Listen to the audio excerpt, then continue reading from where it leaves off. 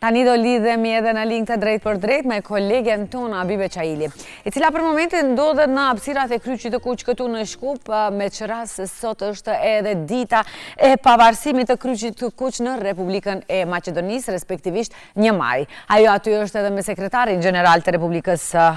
të Kryqit të Kuq, me Said Saitin, i cili do na flet për aktivitetet e Kryqit të Kuq dhe për rëndësinë e pavarësimit të Kryqit të Kuq në Republikën tonë. Do lidhemi tani me Abiben dhe ajo do na flet edhe me sekretarin Said Saiti. Abibe?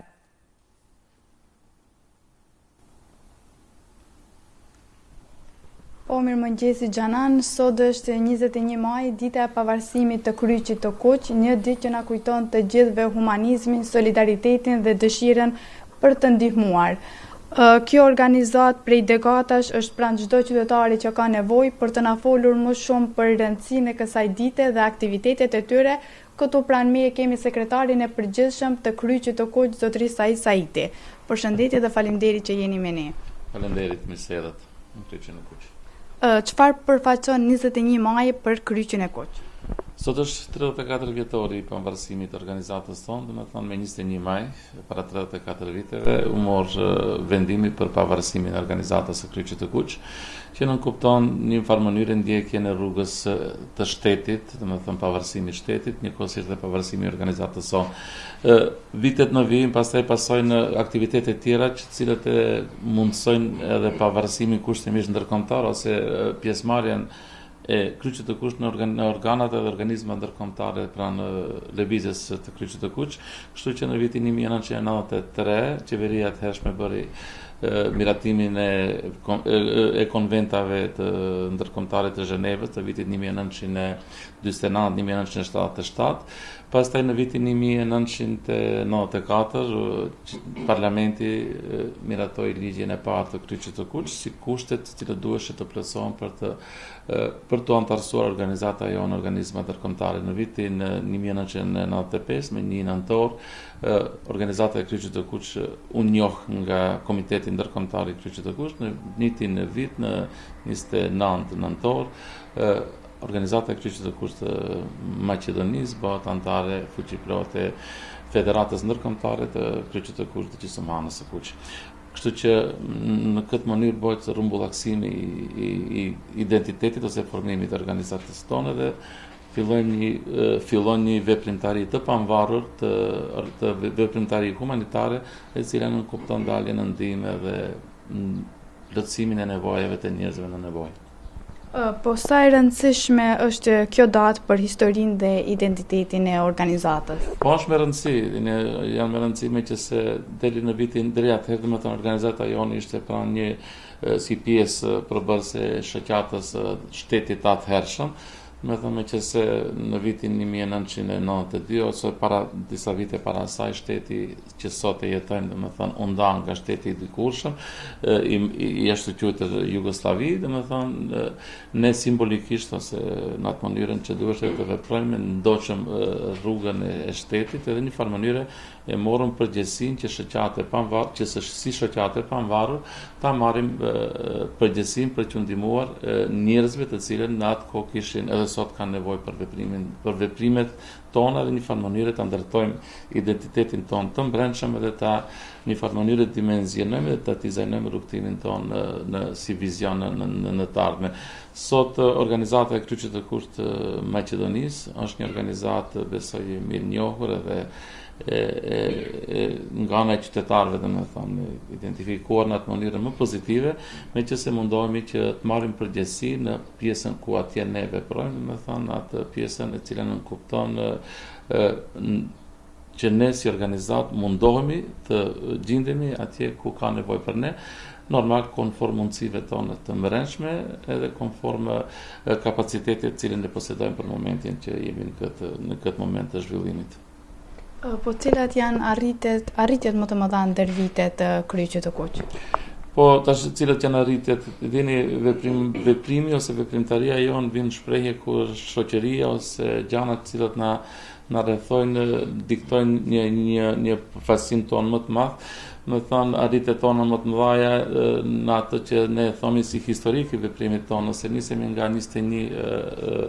nëntori i vitit 92, më thënë keni parasysh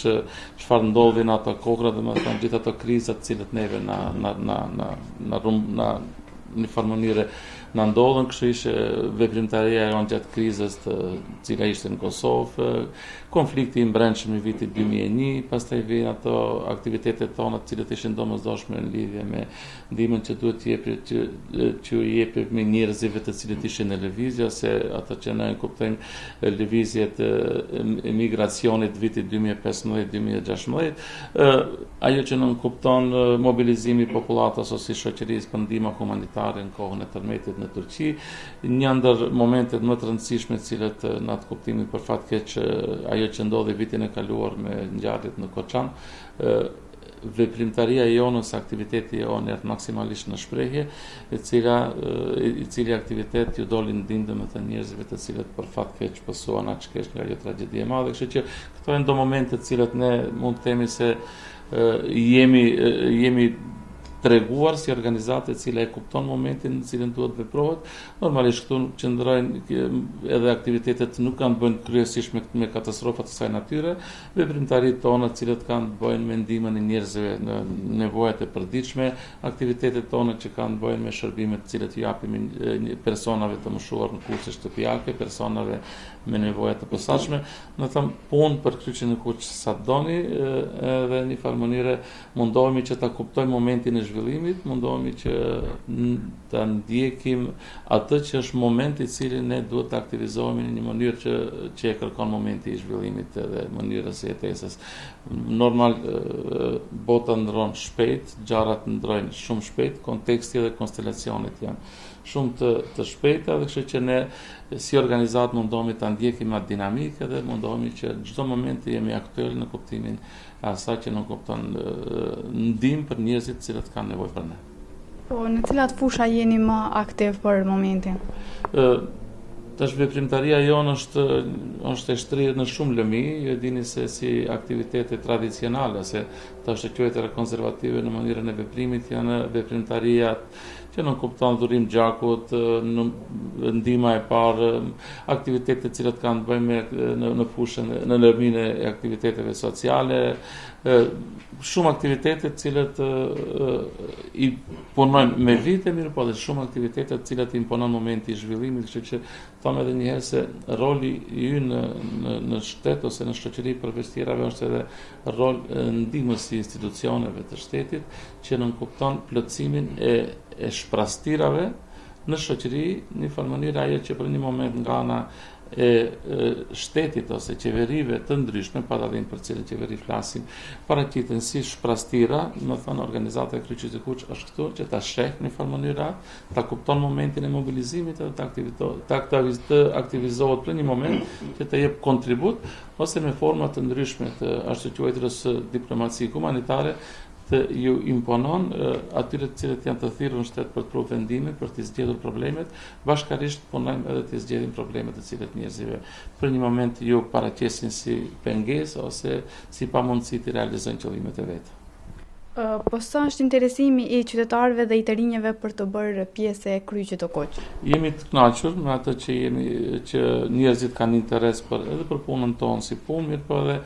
për interes për të kyçur në aktivitetet tona. Me siguri që se maksimumin nuk e kemi mbri, besoj se edhe nuk duhet të jemi të kënaqur me atë që e bëjmë në atë mënyrën e inkuadrimit të njerëzve, mirë për në bazë të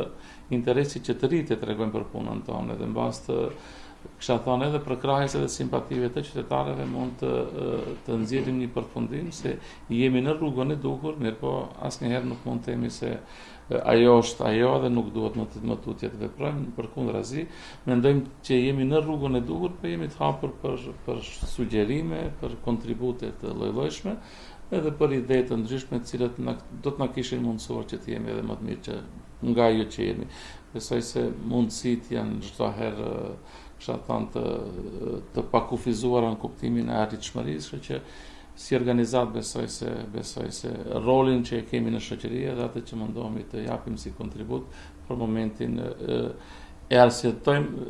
eksistencën tonë kushtimisht kësha thonë, mirë po me pretendime dhe me vizione që në të ardhmen edhe më të tjetë të japim kontribut më të masë që mundet. Po cili është mesazhi që dëshironi të përcjellni në ditën e pavarësimit të Kryqit të Koq? Mesazhi është mirë që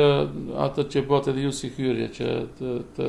njerëzit jenë sa më kontribues në këtë drejtim, në detyrimin e dhënies të mundësive për një vullnetarizëm, për një humanizëm sa më të madh, për një solidaritet, meqense mendoj se ato janë tiparet ose karakteristikat të cilit e përfaqësojnë shoqërinë, e përfaqësojnë personalitetin njerëzor, dhe mendoj se është një farë mënyre, ai them mos them çlodhje, por një farë mënyre kënaqësi, shtesë për çdo person i cili e bën një veprim në drejtim të kontributit humanitar, nëse deri tash nuk është bërë. Humanizmi, humaniteti, solidariteti nuk ka ngjyra, nuk ka përkatësi politike nacionale, thjesht është një moment të cilit çdo person me një vetdije të ngritur, me një përcaktim humanitar, të jep një kontribut për shoqërinë, meqense ai kontribut humanitar është në favor të gjithëve, jo ndihmon të gjithëve në shoqëri. Kështu që kisha bërë një ftesë që secili që ka pak kohë le të ndanë për një veprim humanitar, për një aktivitet vullnetar, qoftë ne, qoftë në për organizata të tjera, të cilën merrem me këtë veprimtari. Faleminderit. Faleminderit, ishte kënaqësi. Po pra 21 maj nuk është thjesht një datë e caktuar, është një kujtesë për të gjithë ne se sa rëndësi ka të jemi njerëzor, të ndihmojmë njëri tjetrin dhe të jemi ata për ata që kanë nevojë. Xhanan? Po, Abibe, një mesazh shumë i mirë i dhënë nga ti për në fund, gjithmonë duhemi të jemi të vetëdijshëm, të ndërgjegjshëm dhe të ndihmojmë ata që kanë nevojë, sepse vetëm në këtë mënyrë mund t'i ndihmojmë edhe në shoqërinë tonë. Ishte një bisedë shumë konstruktive, shumë e bukur. Të faleminderit edhe një herë, jemi shumë mirënjohës që ekziston Kryqi i Kuq dhe kemi një mundësi ku të drejtohemi për raste nevoja të cilat normalisht jeta ndonjëherë edhe na sprovon.